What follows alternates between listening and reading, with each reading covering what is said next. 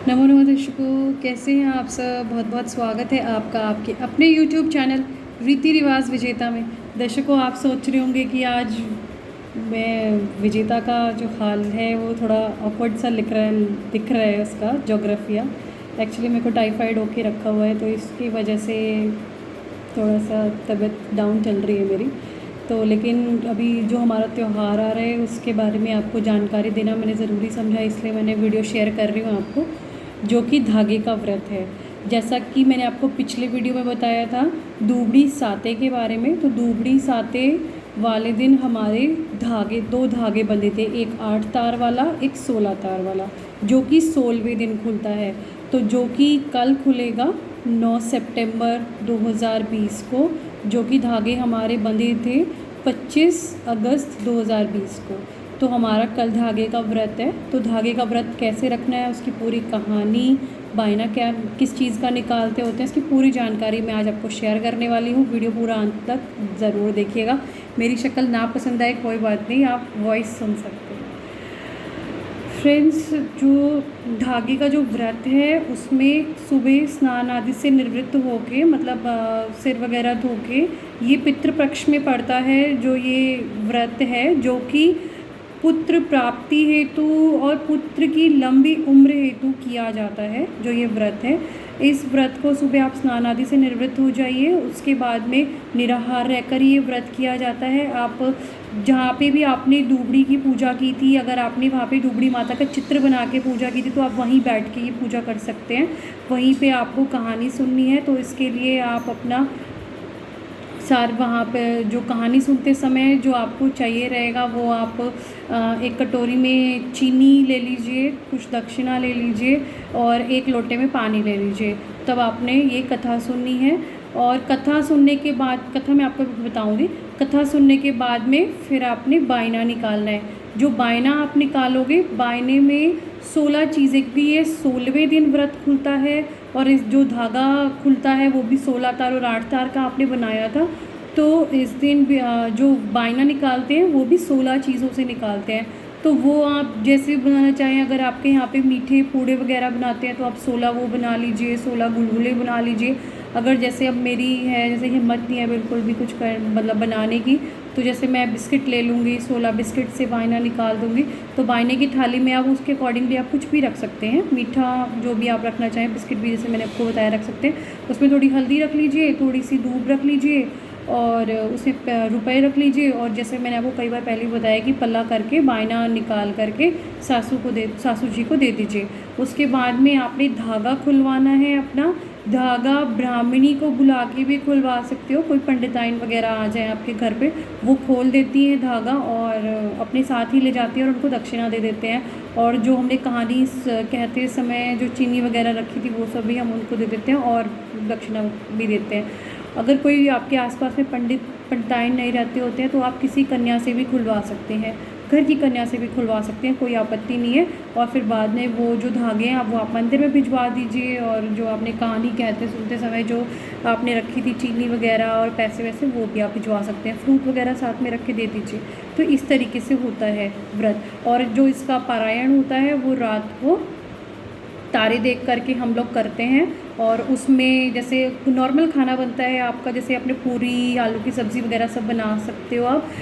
बेटे का व्रत है, इसलिए दूध अवॉइड किया जाता है, इसलिए खीर नहीं बनाते, हलवा बनाते हैं।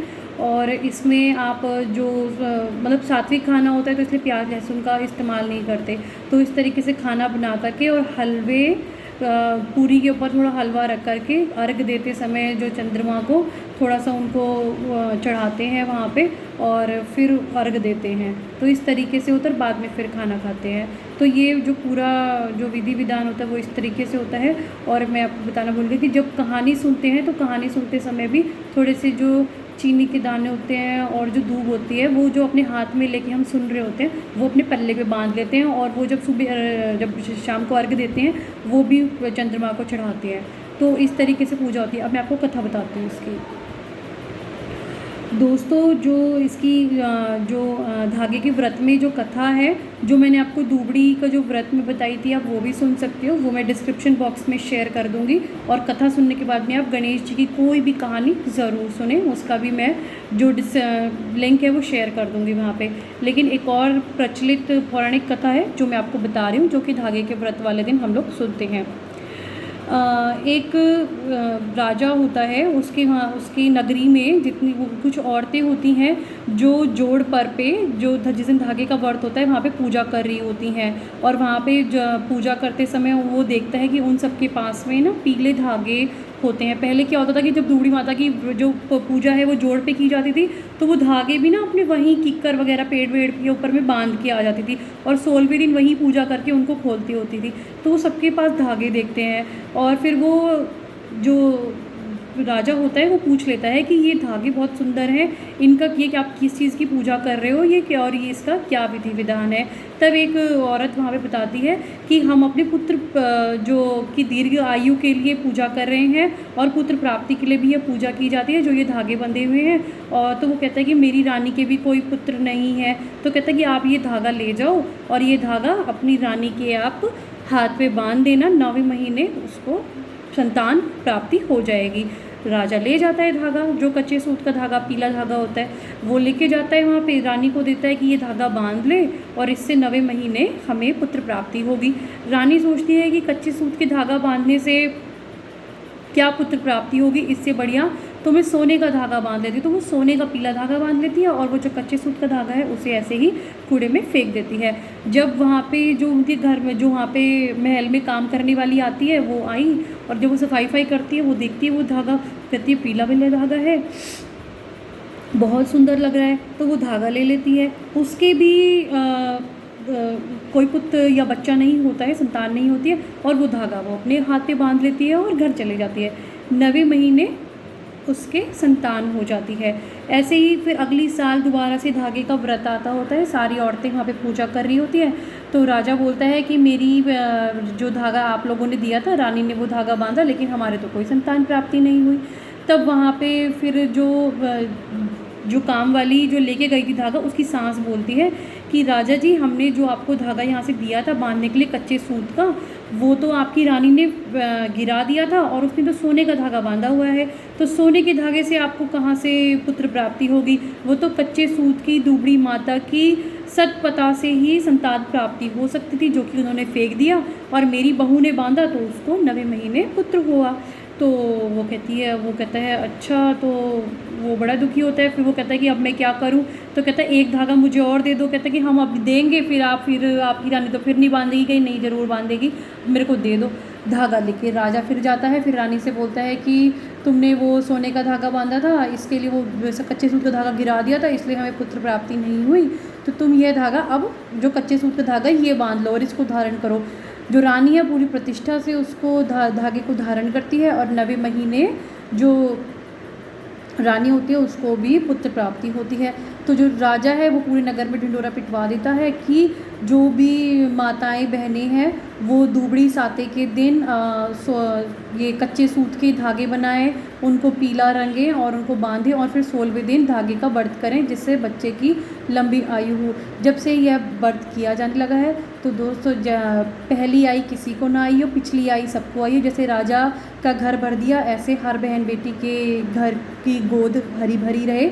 और फिर इसी कहानी के बाद में फिर गणेश जी की कहानी कह लेते हैं, जो कि नीचे डिस्क्रिप्शन बॉक्स में मैं शेयर कर रही हूँ, आप वहाँ से देख सकते हैं। और कहानी के बाद में जो आपने हाथ में जो चीनी और दूब लिया है, वो आप अपने पल्ले पे जो भी आपने उस पर बांध लीजिए।